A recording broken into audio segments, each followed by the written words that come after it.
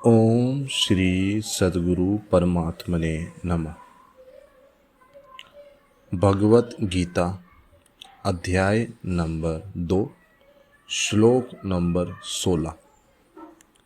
नास्तो विदते भावो न भावो विदते सता उभयोरपि दृष्टोऽन्तसत्त्व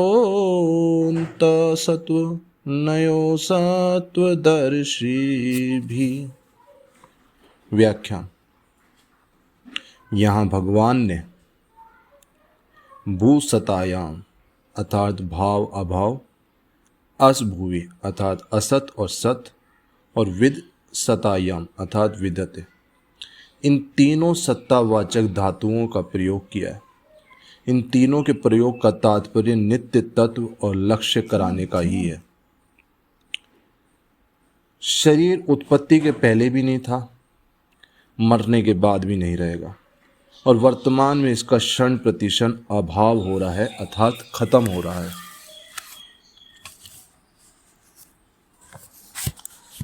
तात्पर्य है कि यह शरीर भूत भविष्य वर्तमान इन तीनों कालों में कभी भाव रूप से नहीं रहता, अतः यह असत्य है। इसी तरह से इस संसार का भी भाव नहीं है, यह भी असत्य है। यह शरीर तो संसार का एक छोटा सा नमूना है, इसलिए शरीर के परिवर्तन से संसार मात्र के परिवर्तन का अनुभव होता है कि संसार का पहले भी अभाव था और पीछे भी अभाव होगा तथा वर्तमान में भी अभाव हो रहा है। संसार मात्र काल रूपी अग्नि में लकड़ी की तरह निरंतर जल रहा है। लकड़ी के जलने पर तो कोयला और राख बची रहती है, पर संसार को काल रूपी अग्नि ऐसे विलक्षण रीति से जलाती है कि कोयला अथवा राख कुछ भी बाकी नहीं रहता। वह संसार का अभाव ही अभाव कर देती है। इसलिए कहा गया है कि असत की सत्ता नहीं है।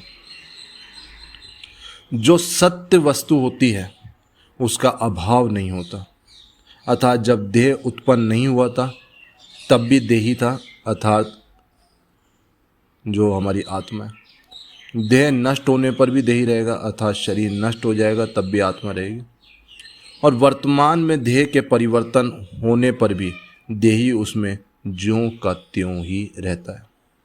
इसी रीति से जब संसार उत्पन्न नहीं हुआ था उस समय भी परमात्मा तत्व था। संसार का अभाव होने पर भी परमात्मा तत्व रहेगा, और वर्तमान में संसार के परिवर्तनशील होने पर भी परमात्मा तत्व उसमें ज्यों का त्यों ही रहेगा। मार्मिक बात, संसार को हम एक ही बार देख सकते हैं, दूसरी बार नहीं, कारण कि संसार प्रतिक्षण परिवर्तनशील है। अतः एक क्षण पहली वस्तु जैसी थी दूसरे क्षण में वह वस्तु वैसी नहीं रहती। जैसे सिनेमा देखते समय पर्दे पर दृश्य स्थिर दिखता है, पर वास्तव में उसमें प्रतिक्षण परिवर्तन होता रहता है।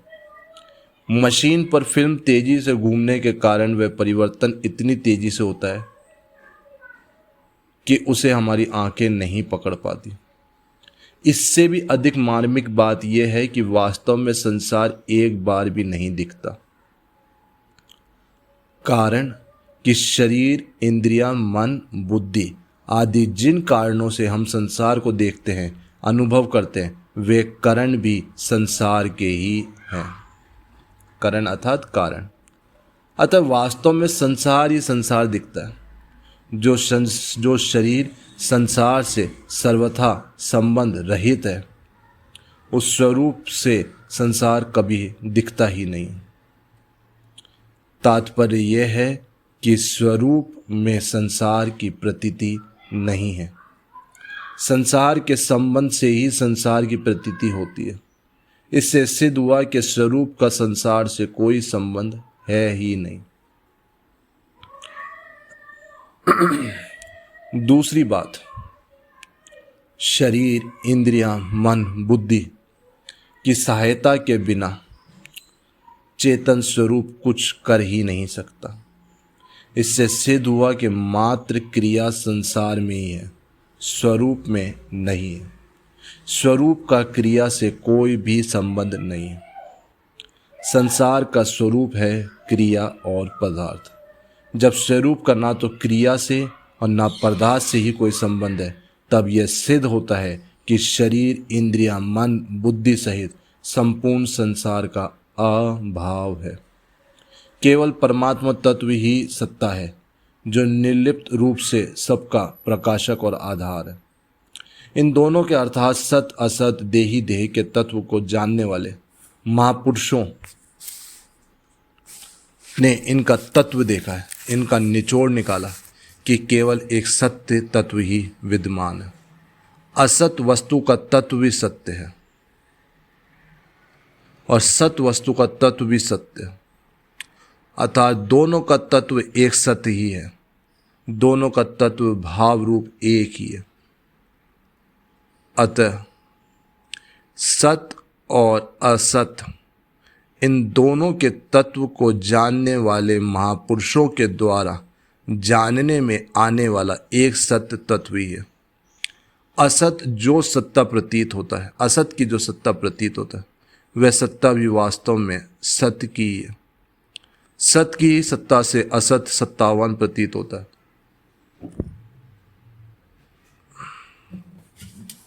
अर्जुन भी शरीर को लेकर शोक कर रहे हैं कि युद्ध करने से ये सब मारे जाएंगे। इस पर भगवान हरि कहते हैं कि क्या युद्ध न करने से ये नहीं मरेंगे? असत तो मरेगा ही और निरंतर मर ही रहा है, परंतु इसमें जो सत्य रूप है उसका कभी अभाव नहीं होगा, अर्थात आत्मा का। इसलिए शोक करना तुम्हारी बेसमझी है। 11वें श्लोक में आया कि जो मर गए हैं और जो जी रहे हैं, उन दोनों के लिए पंडित जन शोक नहीं करते।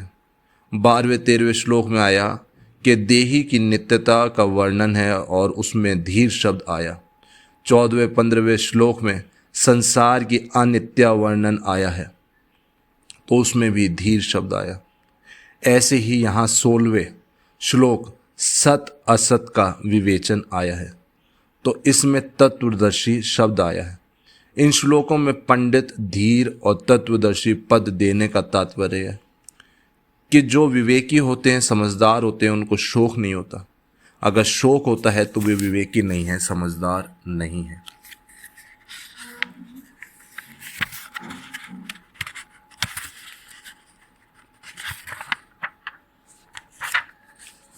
सत्ता मात्र सत्य है और सत्ता के सिवाय जो कुछ भी प्रकृति और प्रकृति का क्रिया और पदार्थ है, वह असत अर्थात परिवर्तनशील है।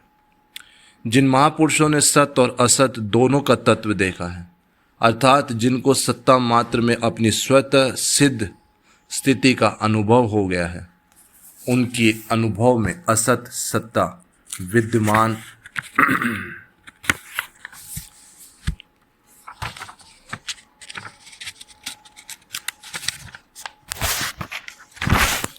विद्यमान है ही नहीं और सत्य का अभाव विद्यमान है ही नहीं, अर्थात सत्य तत्व के सिवाय कुछ भी नहीं।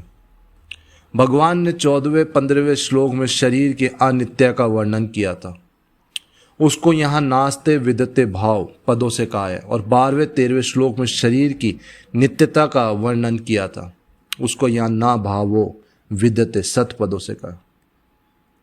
नास्तो विदते भावो ना भावो विदते सत, इन 16 अक्षरों में संपूर्ण वेदों, पुराणों, शास्त्रों का तात्पर्य भरा हुआ है। असत्य और सत्य, इन दोनों को ही प्रकृति और पुरुष, शर और अशर, शरीर और शरीरी, अनित्य और नित्य, नाशवान और अविनाशी आदि अनेक नामों से कहा गया। देखने, सुनने, समझने, चिंतन करने, निश्चय करने आदि में जो कुछ भी आता है वह सब असत्य है। जिसके द्वारा देखते, सुनते, चिंतन आदि करते हैं वह भी असत्य है और दिखने वाला भी असत्य है। यद्यपि इन तीनों धातुओं का मूल अथा अर्थ एक सत्ता ही है, तथापि सूक्ष्म रूप से ये तीनों अपना स्वतंत्र अर्थ भी रखते हैं। जैसे भू धातु का अर्थ उत्पत्ति है, अस धातु का अर्थ होनापन है और विद धातु का अर्थ वर्तमान की सत्ता है। नास्तो विदते भाव पदों का अर्थ है असत भाव न विदते, अर्थात असत की सत्ता विद्यमान नहीं है। प्रत्युत असत का अभाव ही विद्यमान है, क्योंकि इसका निरंतर अभाव परिवर्तन ही होता रहता है। असत वर्तमान में नहीं है, असत उपस्थित नहीं है, असत प्राप्त नहीं है, असत मिला हुआ नहीं है, असत मौजूद नहीं है, असत कायम नहीं है। जो वस्तु उत्पन्न होती है उसका नाश अवश्य होता है, यह नियम है। उत्पन्न होते ही तत्काल उस वस्तु का नाश शुरू हो जाता है। उसका नाश इतनी तेजी से होता है कि उसको दो बार कोई देख ही नहीं सकता, अर्थात उसको एक बार देखने पर फिर दोबारा उसी स्थिति में नहीं देखा जा सकता। यह सिद्धांत है कि जिस वस्तु का किसी भी क्षण अभाव है उसका सदा अभाव ही है। अतः संसार का सदा ही अभाव है। संसार को कितनी ही सत्ता दें, कितना ही महत्व दें, पर वास्तव में वह विद्यमान है ही नहीं। असत्य प्राप्त है ही नहीं, कभी प्राप्त हुआ ही नहीं, कभी प्राप्त होगा भी नहीं। असत प्राप्त होना संभव ही नहीं। नाभावो विदते सत पदों का अर्थ है सत अभाव ना विदते, अर्थात सत्य का अभाव विद्यमान नहीं है। प्रत्युत सत्य भाव ही विद्यमान है, क्योंकि इसका कभी परिवर्तन होता ही नहीं। जिसका अभाव हो जाए उसको सत्य कहते ही नहीं। सत्य की सत्ता निरंतर विद्यमान है, सत्य निरंतर विद्यमान है, सत्य निरंतर उपस्थित है, सत्य निरंतर प्राप्त है, सत्य निरंतर मिला हुआ है, सत्य निरंतर मौजूद है, सत्य निरंतर कायम है।